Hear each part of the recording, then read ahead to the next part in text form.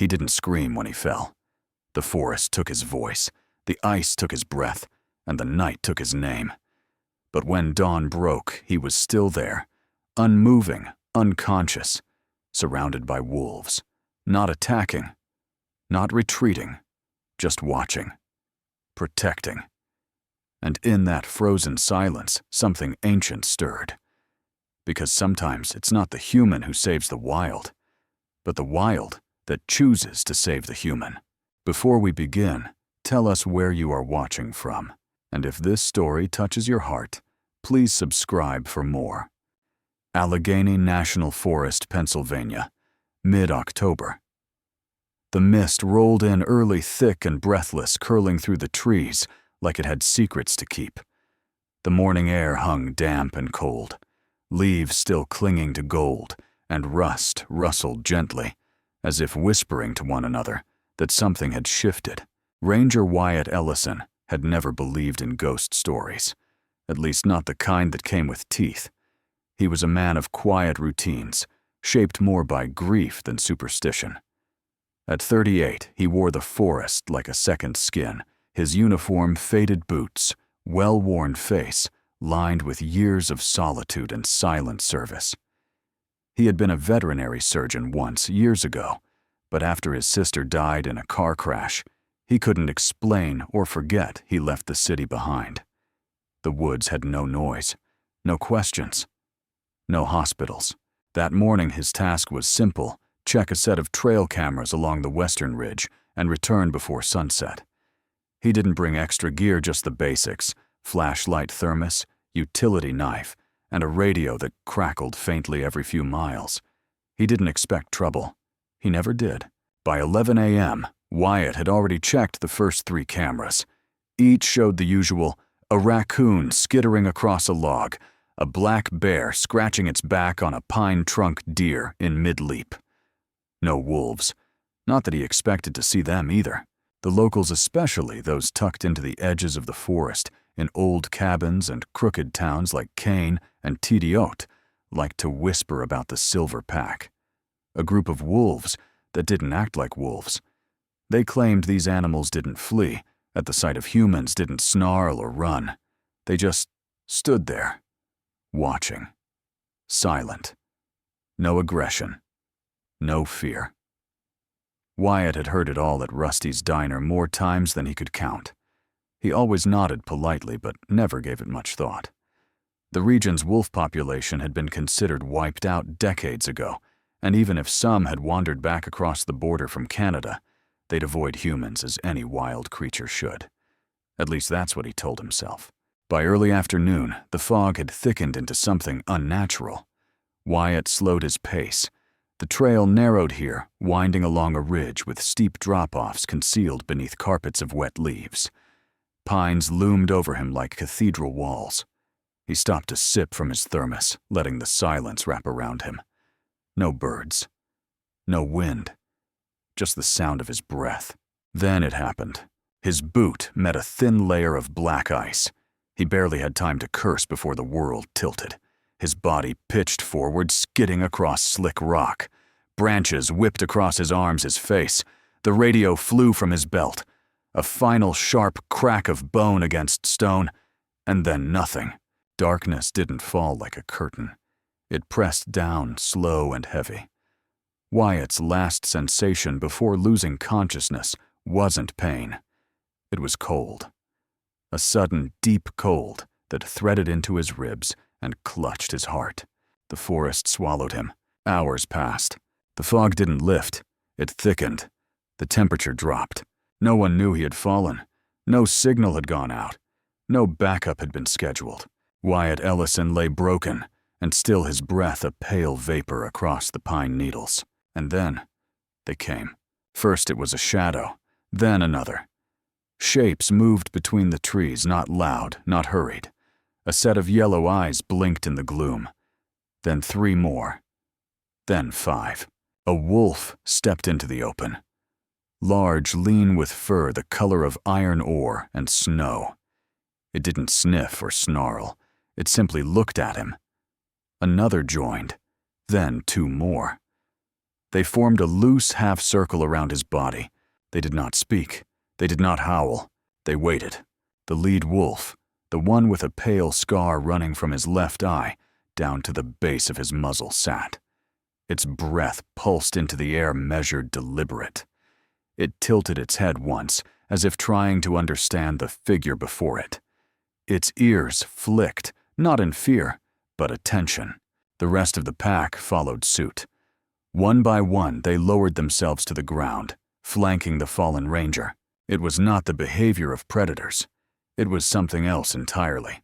By the time dawn began to rise, the mist still hanging thick as memory, the wolves had not moved. Their breath rose like small smoke signals in the dawn light. The forest remained quiet, reverent. They were waiting for something, or guarding it. No one knows how long they stayed, only that when help finally came, they were still there. And Wyatt Ellison, against every logical explanation, was still alive. The search began before sunrise. Cold air clung to the skin, and the fog that had blanketed the forest overnight still hadn't lifted.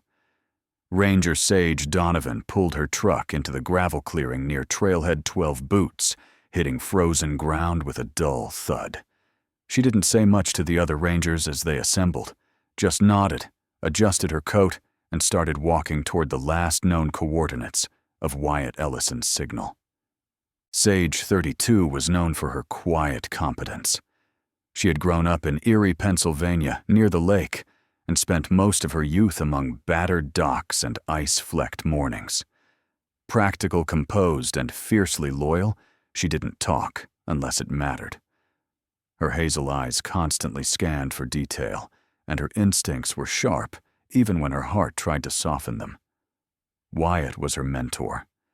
But more than that, he was the one person who had seen past her armor. They had served together for 6 years.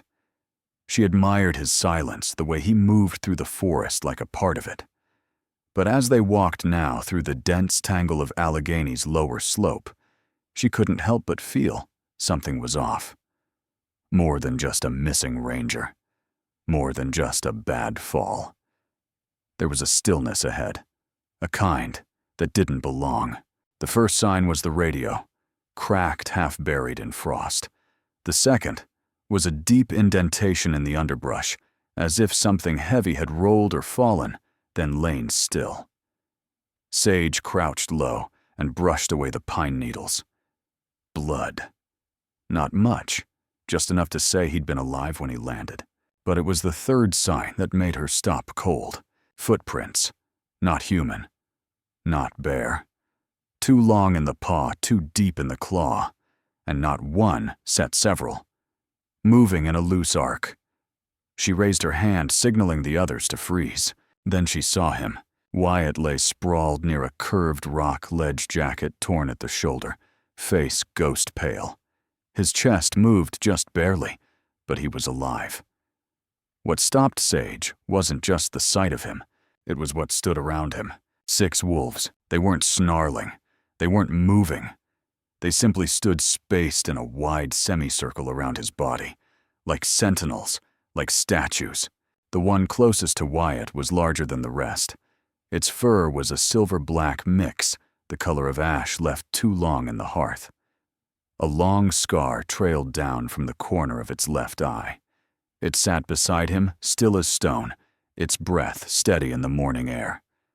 When Sage stepped forward, the wolf didn't growl. Instead, it glanced at her. Once sharp, knowing, then turned its gaze back to Wyatt.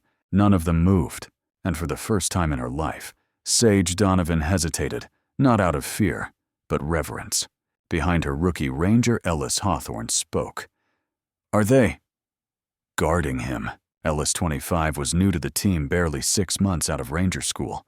Eager, but green with a mop of curly brown hair, and the kind of questions that usually got ignored. But this time, no one corrected him, because he was right. Sage approached slowly. Every step was deliberate, her boots barely crunching the frost. When she was close enough to kneel beside Wyatt, the scarred wolf rose to its feet. It didn't run. It didn't charge. It simply stepped back, then turned and walked into the woods. One by one, the others followed. No rush, no panic, and then they were gone. Wyatt stirred, eyelids fluttering. Sage touched his arm. "You're all right. We've got you." His lips parted, cracked and pale. One word. "Wolves." "I know," she whispered. Later that day, back at the ranger outpost, Sage sat alone in the observation room. The others were busy treating Wyatt, contacting HQ, dealing with local press inquiries. But Sage, she was replaying the footage. The trail cam installed on Pine Curve Ridge had captured it all. The fall, the stillness, and then movement. Shadows slipping through trees, the wolves emerging one by one, the scarred one stepping forward and lowering itself beside Wyatt. The others fanning out like a shield. She leaned forward, heart thudding. At the 06:14 mark, the scarred wolf looked directly at the camera.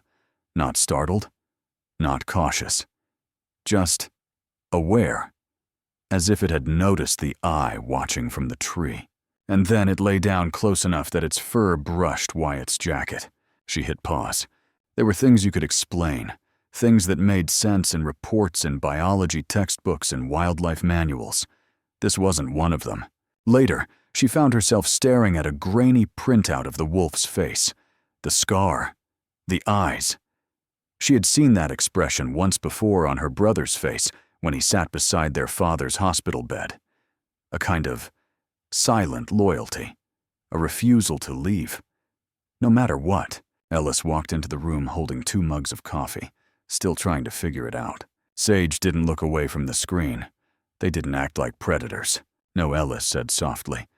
They acted like family. For the first time, she didn't correct him. 3 weeks after the fall, Wyatt Ellison stepped off the gravel road and disappeared into the trees alone. The air was crisper than it had been the day of his accident, colder too. Leaves had turned from ochre to burnished copper, and the ground crackled under his boots. No one knew he was out here. Not Sage, not Ellis, not the lead dispatcher at the station. He hadn't even signed out a logbook. But something inside him had grown louder with each passing day. Not a voice. Not guilt. Something older. Something unfinished. His right shoulder ached beneath his jacket where the bone had fractured, but he didn't slow. He followed the same ridge path as before, cautious this time. When he reached the bend in the trail, the one where his boot had met ice and sent him tumbling, he stopped. A new sign had been posted there in bright red caution, unstable ground. He ignored it. Wyatt moved past the marker, climbing carefully, until he reached the small hollow in the rock ledge where he'd been found. The forest was different now. Not in shape, but in weight. Every tree seemed to lean in closer. Every gust of wind sounded more like breath. He knelt at the edge of the clearing, eyes scanning for something he couldn't name. Then he saw it. Just to the right of the old birch tree, a trio of deep claw marks. Long, clean. Not the kind left in panic. They were carved into the bark, deliberately angled inward, as if pointing toward the very place where he had lain. Wyatt reached out and placed his hand against the marks. The width matched the scarred wolf's paw. They weren't fresh, but they hadn't aged much either. A sound rustled at the edge of the woods. Not loud. A leaf crunch. A breath. He turned. A wolf, smaller than the others. A juvenile. Its fur was a dusky gray dappled with streaks of cream and brown. Its eyes were wide, watching and unmistakably familiar. Not because he had seen it before, but because it carried the same quiet as the one that had stood near him that morning. Wyatt didn't move. The wolf didn't either. He slowly removed a small leather pouch from his pack. It was old, creased at the corners, weathered from years of use. He had once used it to carry emergency meds for tranquilized animals. Now it held only one thing, a bell from a collar that had belonged to a wolf cub he'd helped rescue years ago from an illegal trap line in the Adirondacks. The cub had been released, tagged, and never seen again. But Wyatt had never forgotten its eyes, the same alert confusion, the same silent trust. He placed the pouch gently on a flat stone at the edge of the clearing. Not as an offering, not as bait, just as something shared. Then he stood and left. 2 days later he returned. The pouch was still there. But something had changed. The stone was now surrounded by flat rocks, 12 of them arranged in a perfect circle. Each one had been selected, carried, and placed. Not by wind, not by chance. He didn't touch the pouch, didn't say a word, and he returned again the next evening, and again after that. Each time the pouch remained, sometimes moved, sometimes not. Once it was covered with a single maple leaf perfectly centered. Another time, a pine cone rested beside it. The circle of rocks grew tighter. He began to leave small things, nothing unnatural. A woven thread from his coat, a feather, a broken compass needle, objects not to feed but to speak. Then one dusk, as he stood by the stump across from the stone, the juvenile wolf appeared again. It stepped slowly from the tree line, its head lowered, not in fear, but in recognition. Wyatt didn't move. It approached the stone, sniffed the pouch, then sat. No sound, no movement, just presence. Then it lifted its head and looked straight at him. The moment stretched thin between them like a thread pulled tight. Footsteps broke it, not four-legged. 2. Wyatt turned and saw a figure emerge from the underbrush. Male, mid-30s, wearing a university jacket and a windbreaker stained with trail dust. A camera hung around his neck. Beautiful, the man whispered. You weren't exaggerating. Who are you? Wyatt asked, his voice calm but cold. Dr. Nolan Reeves, the man replied. Wildlife Cognition, University of Pittsburgh. I've been following your file for a week. That footage, incredible. Reeves had a clean-shaven face, dark hair just beginning to gray at the temples, and a smile that didn't quite reach his eyes. He looked like someone who had seen too much science and not enough silence. You shouldn't be here, Wyatt said. I had to see it. What you're doing, it's remarkable. Do you realize what this means? Behind them, the wolf stood. Its gaze flicked between the two men. Don't take a picture, Wyatt warned. Reeves hesitated, then lifted his camera anyway. Click. The shutter echoed like a gunshot. The wolf stepped back. From the ridge above movement, another wolf appeared. Larger, the scarred one. It didn't growl, didn't lunge, it just watched. Reeves lowered his camera, breath catching. That's the alpha, isn't it? You need to leave, Wyatt said. I could publish this. Exactly, Wyatt replied, his voice steel behind the softness.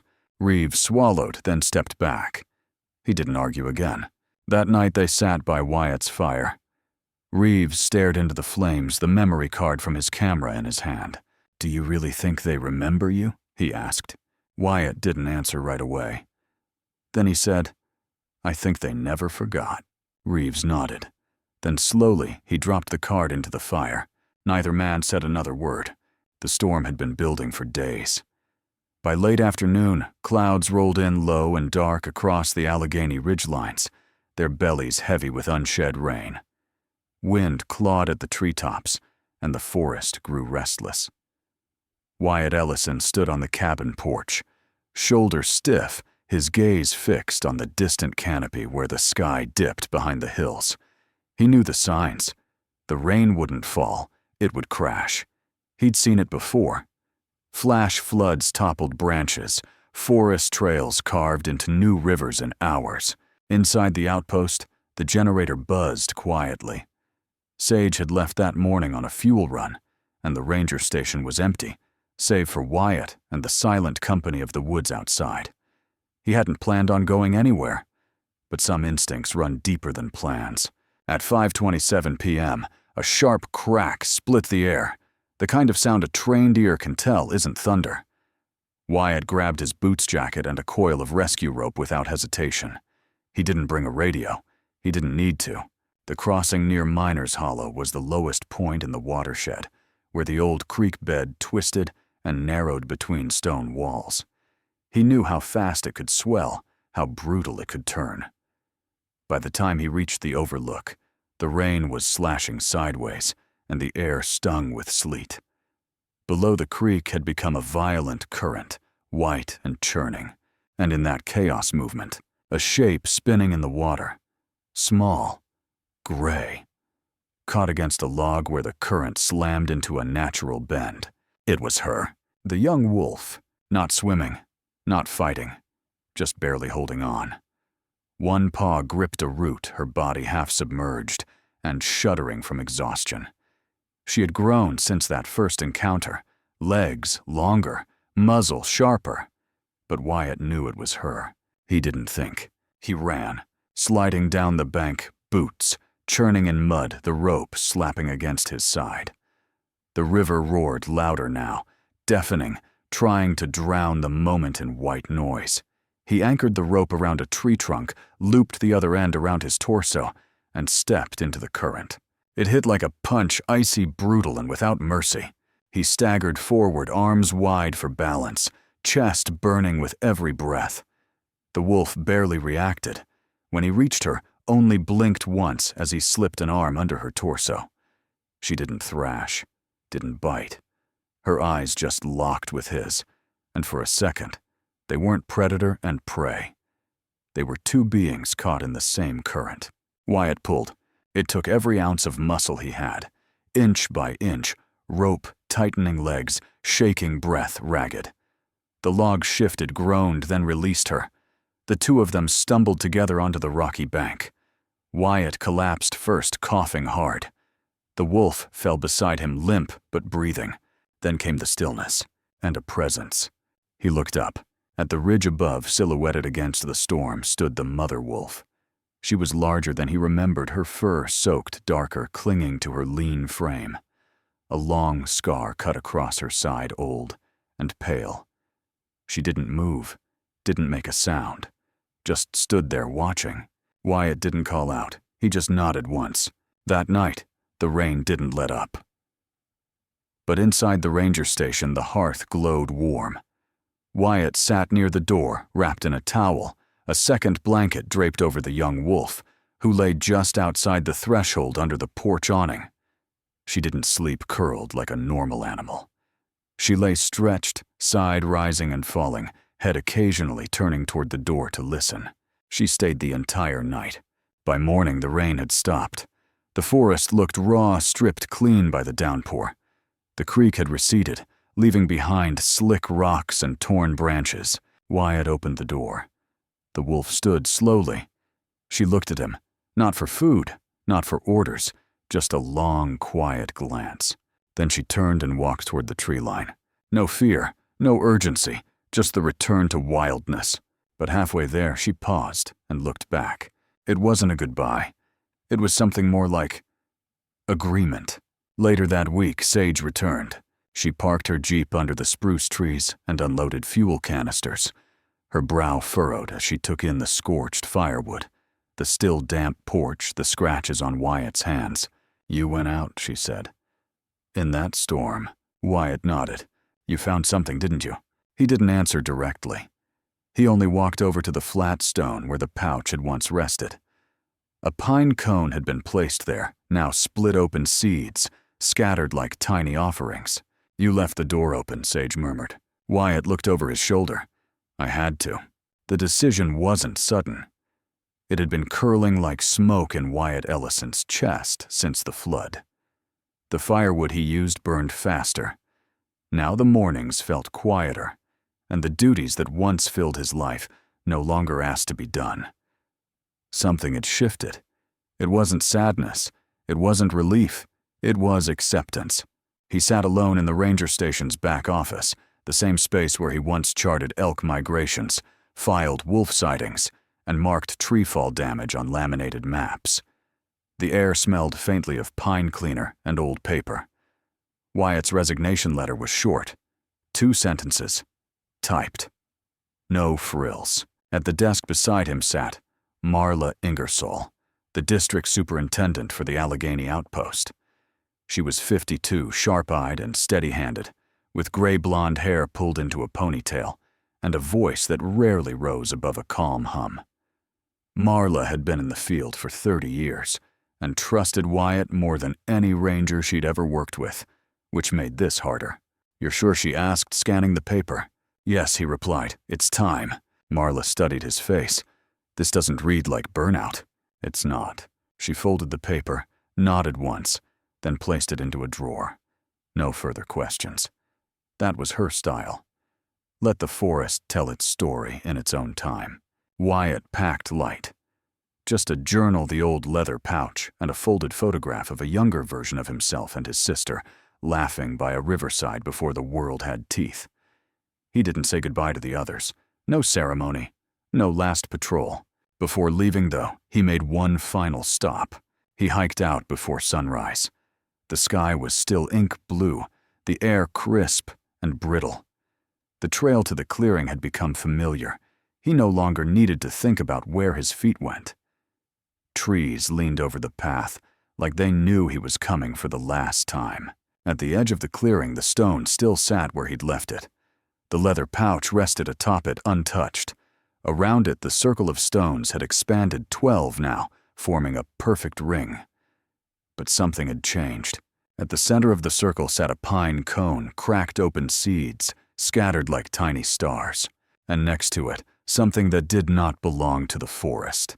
His ranger badge. Not dropped, not fallen, placed. Wyatt froze. He had not brought it with him. He had turned it in days ago. Somehow it had returned. He stepped closer, breath catching. The air felt heavy but not ominous. Just full. Like the forest itself was waiting. From the edge of the trees, movement stirred. She emerged without sound. The mother wolf. Her fur had grown thinner at the edges, touched by silver. The scar along her rib cage was still visible, but healed. She stood with the posture of something that had lived through every kind of season and survived them all. She didn't come closer. She didn't growl. She just stood, watching. Wyatt didn't speak, didn't move. Then slowly, with both hands, he reached up and unclipped the strap of his field journal. He flipped to the last page, wrote one line. "You knew me, better than most people ever did." He tore it from the book, folded it, and placed it beneath the badge and pouch. Then he stepped back and did the only thing that made sense. He bowed his head and whispered, "Thank you." The wind moved through the pines in reply. Not a howl, not a call, just the breath of the woods letting go. The wolf blinked once, then turned and disappeared into the trees. Wyatt didn't retrieve the badge. He didn't disturb the stones. He walked back down the trail lighter than he had ever felt. That evening, as the sun slipped behind the hills, Sage pulled into the ranger station and found a simple envelope on her desk. Inside was a note. Not lost, not alone, just done. She smiled softly. No name, no need. Out in the woods, far beyond the reach of trail cameras or maps, a wolf curled beside a clearing. Her breath slow, her heart steady. And somewhere not too far away, a man sat beside a fire he no longer needed to explain. Sometimes, the strongest bonds are the ones that never needed words. In a world that often rewards noise and speed, this story reminds us that trust is built in silence, in presence, and in choosing to show up again and again. Wyatt didn't tame the wild. He listened to it. And in return, the wild didn't just spare him, it saw him. In our daily lives, we may not stand before wolves or rivers, but we do stand before moments where trust is needed, where we can choose patience over panic, stillness over control, recognition over fear. If this story moved something in you, take a moment to share it with someone who needs quiet hope. Leave a comment and tell us what trust means to you. And if you believe in second chances in the wilderness, in people, or in yourself, subscribe for more stories that speak to the heart.